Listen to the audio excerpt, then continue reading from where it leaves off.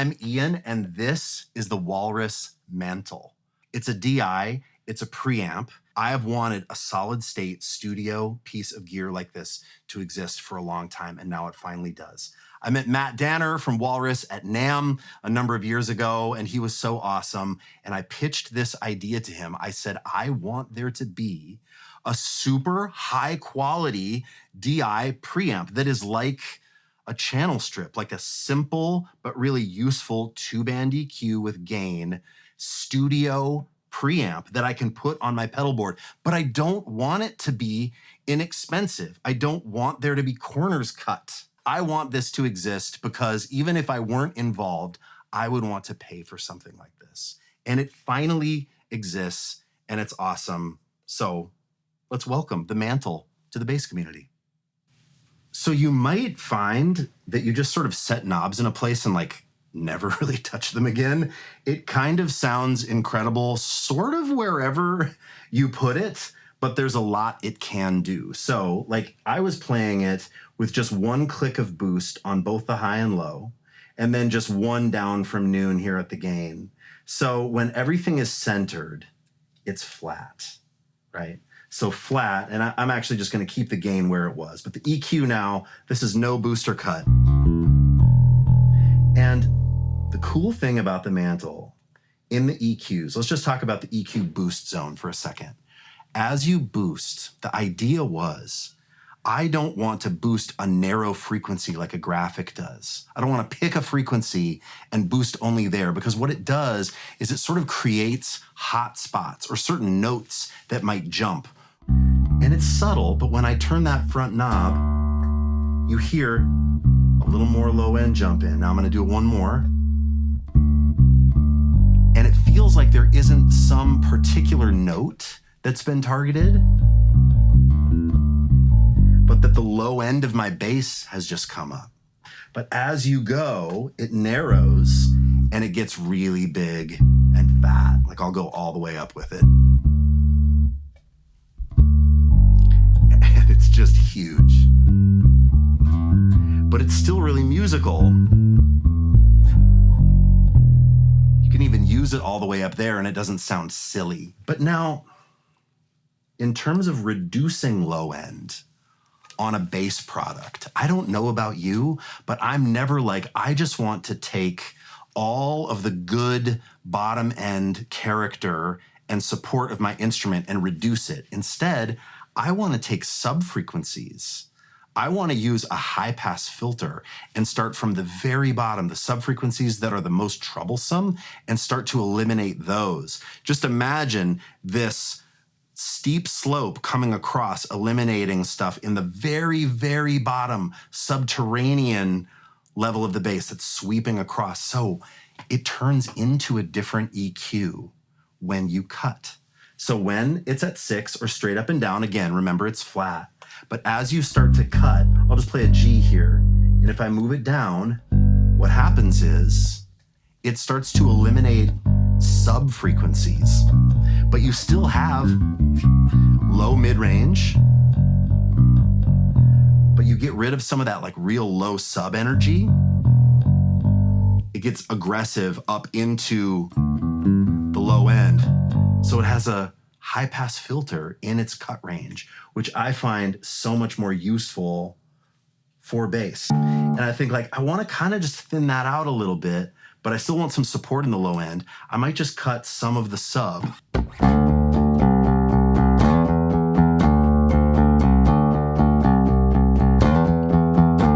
But it's just pulling out that troublesome bottom, like real sub frequency stuff.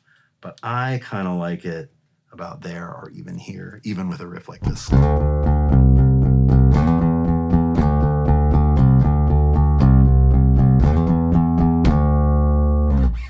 So if we come over and look at the treble knob, it's flat right now, and it sounds so nice flat. Kind of any pickup setting. But if I boost it, I'm playing with a pick right now because it's easy to hear treble come up as you play with a pick and boost treble. Right, you hear the top come up. But it still sounds so musical.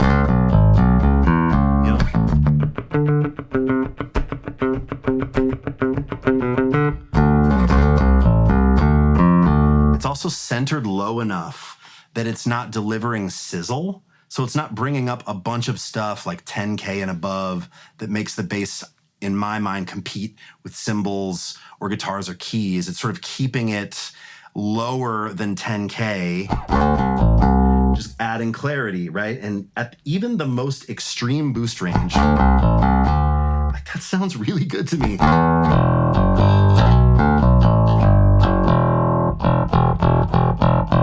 doesn't sacrifice bottom end or mid-range. I either like it there or maybe even just one click. And if I play with fingers, you really hear it, actually you really hear it with a thumb. So maybe I'll just play a riff and with my thumb here, both pickups on. Flat, boost it. Keep going.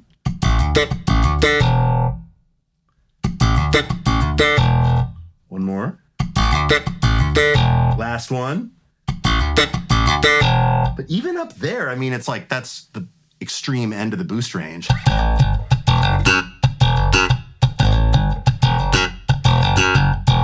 Let's talk about the cut. Similarly, this is now a low pass filter. So instead of just taking a shelf and dropping your high end, think of it more as like a cab filter. It's gonna take a slope and move back across the treble. So again, I'll show this to you. When it's flat, I'm gonna knock it back one. That just gets rid of those very tip-top treble frequencies. One more back. Gets rid of more. Another one back. See how it's darkening it? And one more.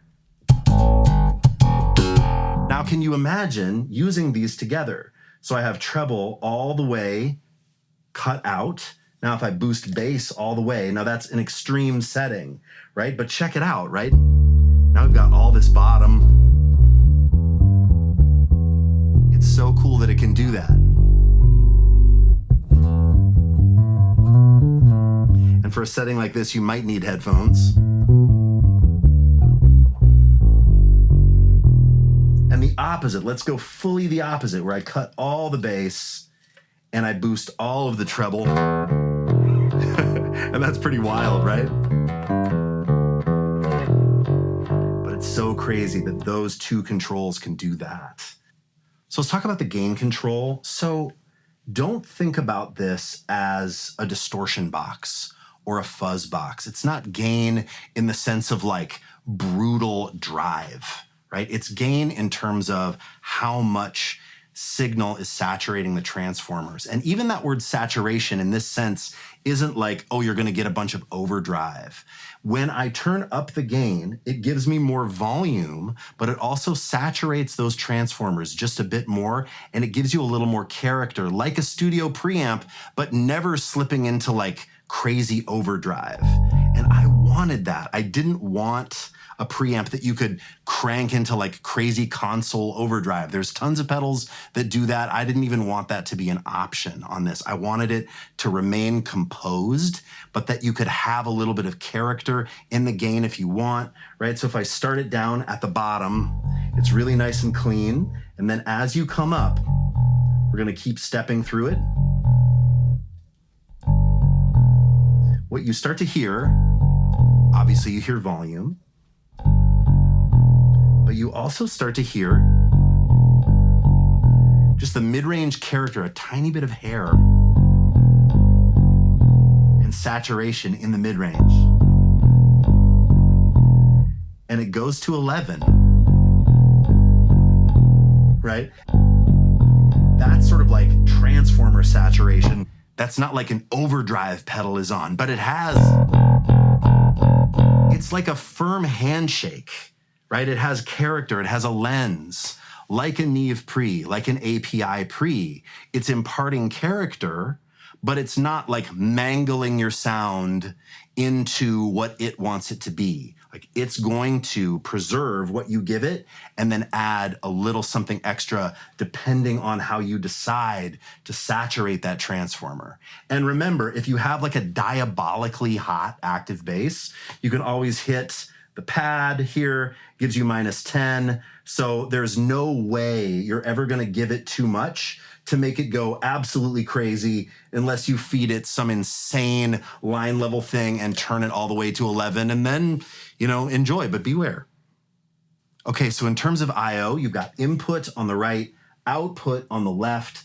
The power takes a 9-volt power supply, 500 milliamps, and is boosted internally from 9 volts to 24 volts. You also have your input here, the pad, the 10 dB pad, if you have a diabolically active bass, right? Or you want to plug a line level keyboard into it, that's fine, you can do that. And then on the left side of the pedal, you have 1/4 inch out to go to an amp. All of the knobs affect the 1/4 inch out as well. So the gain, the EQ, that affects the 1/4 as well. And then of course your XLR that's going to front of house, that's going to your recording desk, that is right here. Okay, so let's play with a bunch of basses. You've been hearing it so far with my Mike Lull IMA4. So this is a jazz bass style bass, but with their Gibson style T pickups or humbuckers. But they're really wide range, beautiful sounding pickups. I love the Mantle in this configuration. 2 clicks of bass boost, because why not? We like to have fun. 1 of treble. Anything I do, right? Pick. Neck pickup. Bridge pickup. Or like thumb. Neck pickup, thumb. Bridge.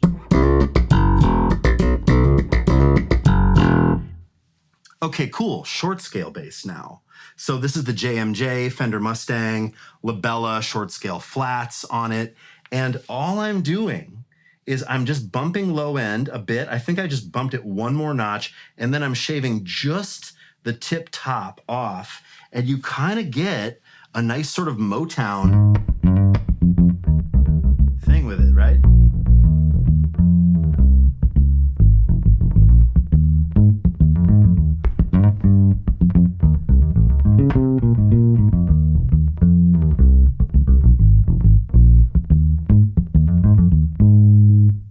Okay, a classic P bass, right? So this is a Vintera. P basses, I was just saying before we started rolling, P basses always sound awesome. You could almost set them wherever you want and they sound great. But for like meaty finger style playing, I kind of like shaving a bit of top off and boosting a bit of bass.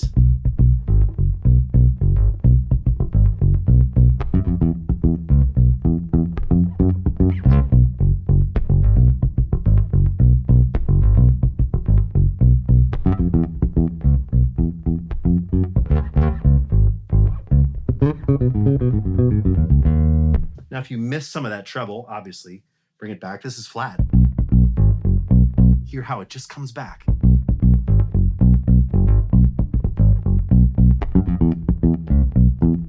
Okay, so obviously the Mantle does clean sounds really well. You hear all the detail of all the clean bass sounds, but if you know me at all, I don't play clean bass sounds actually all that often. Most of the time I'm running some kind of sound or character on my bass, and so we had to include this. You need to know that this has tons of headroom, tons of clean headroom, and takes anything you throw at it. So any like giant fuzzy sound you have, right? If you have like a big, amp sim with a giant fuzz on it, right? Even if you put an octave pedal on it, right? Or a big like low synth.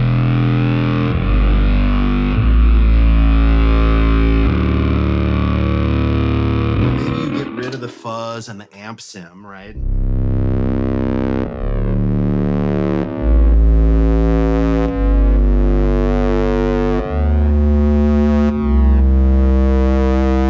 thing that I plug into has to have the headroom to handle those sounds because I'm playing those sounds all the time.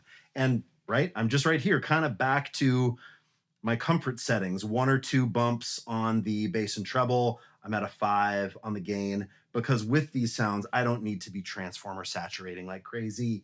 And it just sounds like huge and awesome.